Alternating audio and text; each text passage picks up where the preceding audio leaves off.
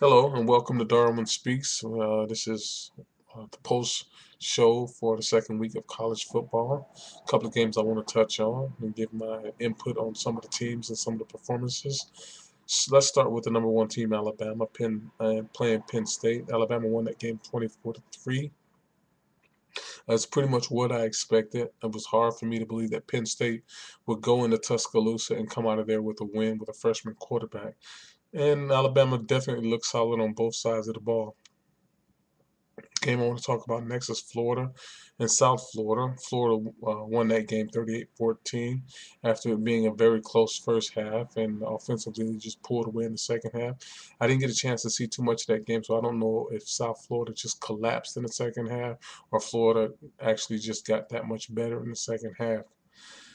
The game I want to talk about next is Nebraska-Idaho. The line on that game was 30 points at kickoff. Roughly about 30 points.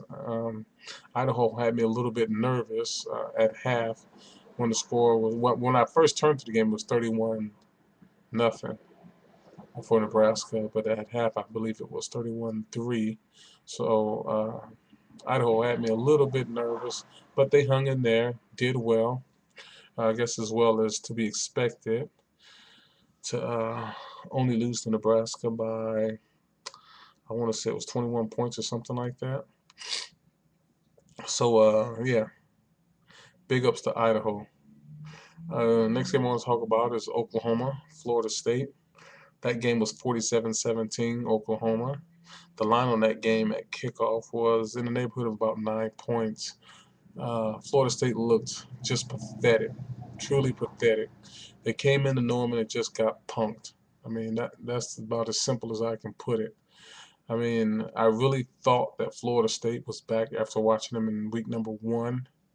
Their offense looked like it was just clicking on all cylinders, but yeah, I guess that's what to be expected when you're playing a bunch of chumps like Samford. But yeah, I really thought they were back. But I said it before that I thought that hiring Jimbo Fisher was a very bad decision for Oklahoma. I'm sorry, for Florida State, simply because he was control of the offense for many years, and the offense is, in my opinion, has always been their Achilles heel. So to hire the offensive coordinator as the head coach was a strange move to me. But after seeing him in week one, I really thought, well, just maybe I was wrong. But after seeing this performance past weekend, uh, I'm willing to say that Florida State made a mistake in hiring Jimbo Fisher. I hope I'm wrong. Next game I want to talk about is Michigan Notre Dame. The line on that was about 4 points. Michigan won that game 28-24. I told people that were willing to bet on that game to take Michigan. There was no doubt in my mind that Michigan would beat Notre Dame, even in South Bend. And Denard Robinson, what a fantastic performance. But unfortunately, I don't think he can play like that the rest of the year, the entire year. I think when they play teams that they are superior to, they should really coach him into just throwing the ball more and running sparingly because, and I'm making a prediction right now. You can say you heard it from me first. He's going to get hurt before this year is out, especially if he plays anything like he played against Notre Dame. He will be hurt before this year is out. You heard it here first. Next game I want to touch on is Ohio State and Miami. Another pathetic showing by Miami. That was just horrible. It's like they tried everything in their power to lose that game. And Harris, they were talking about him earlier in the year as a Heisman candidate. I hope I don't hear that again because he has showed me definitely what he's made of. The guy is just not a leader.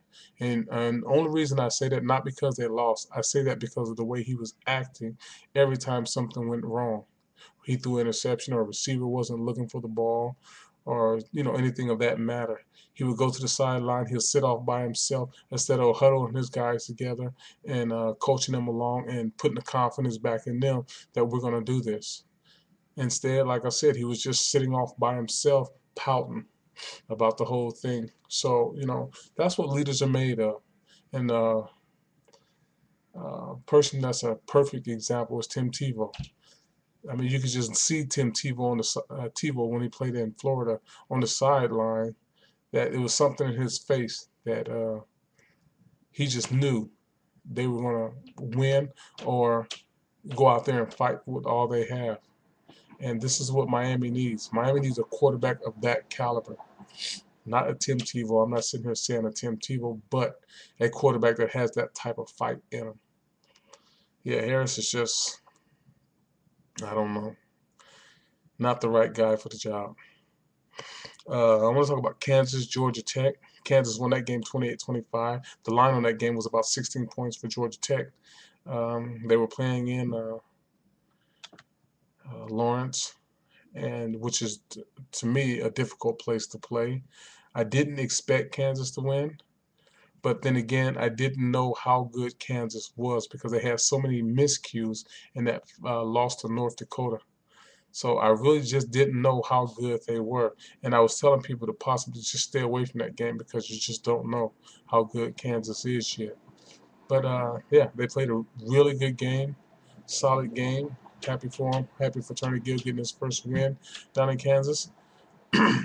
Next game I want to talk about is South Carolina and Georgia, which was a really good game. South Carolina is very disciplined defensively. They played SEC football defensively. So I knew Georgia would have a hard time coming into South Carolina, pulling out a win, especially with a freshman quarterback. It's something you always got to take into consideration, especially when a freshman quarterback has his first start.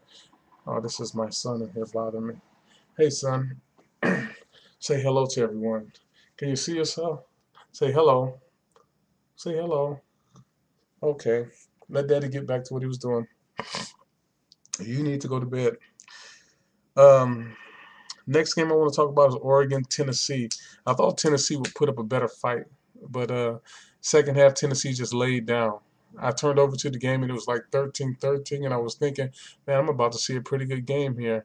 But Oregon just they just took Tennessee's heart in the second half. They literally just ran them over. It was a pathetic showing by Tennessee. Kind of embarrassed because it was embarrassing because when I was looking at the game, the crowd was into the game. It was that SEC atmosphere, thinking it was just going to be one of them dog fights, and then they just laid down in the second half. Really, really something. Next game I want to talk about Baylor Buffalo. The line on that game was about 18 points for Baylor. They won 34-6. Uh, People that don't know Baylor's for real. They got a really good team down there. Will they compete in the Big 12 South? Probably not, because you got Oklahoma and Texas down there. And I don't know if they play Texas this year, but I can. Well, maybe they do. I think all the South teams, along with all the North teams, play one another year after year. So I really think that they could possibly beat Texas. I look at Baylor as even possibly being a number 2 team, if not the number 3 team in the Big South, in the Big 12 South. Well, I say that, but okay, we still have A&M down there too.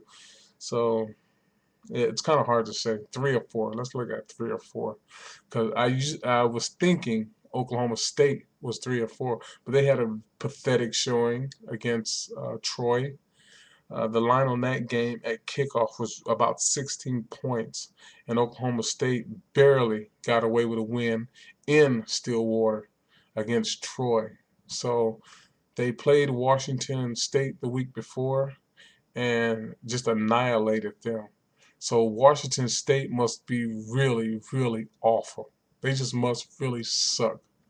That's the only words I can find for Washington State, to let Oklahoma State do what they did to them, and then Oklahoma State come back the next week at home, barely winning to Troy. So Oklahoma State are just pretenders. So I definitely look at Baylor as being a better team than Oklahoma State. Um, Texas over Wyoming, 34-7. The line on that was 30 points for Texas, so they didn't cover. And I think last year when Wyoming and Texas hooked up, Texas had a difficult time with Wyoming, especially in the first half, and they barely got out of there with a credible win last year, and they struggled somewhat this year with Wyoming. So, I mean, the score doesn't really speak for what actually happened in that game. So, yeah, next time Texas plays teams like Wyoming, beware with the points. A&M and Louisiana Tech, the line on that was 20. A&M won 48-16.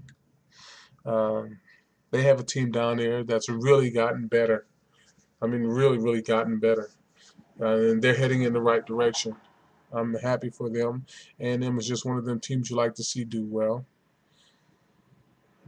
Colorado, speaking of programs heading in the right direction, Colorado is just heading in reverse. I mean, foot full on the gas, heading in reverse. California beat them 52-7. The line on that was like around 9, 10 points at kickoff, and they just looked pathetic. And Coach Hawkins, it's time for Coach Hawkins to go. I really thought him coming from Boise was a good fit in Colorado when he arrived there, and I thought he would turn that program around. Although he didn't really have much to work with when he got there, but I mean, they're no better now than they were then.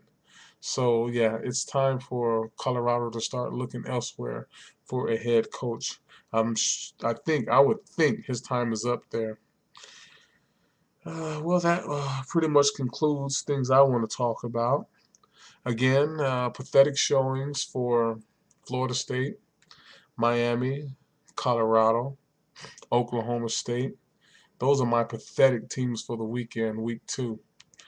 I just hope things get better. You guys can join me later on in the week for my line show where we'll discuss the Vegas lines on the games and I'll give you my opinions of how I look at those lines. So, thanks for joining me, and I hope to see you all soon. Take care of yourselves and stay cool.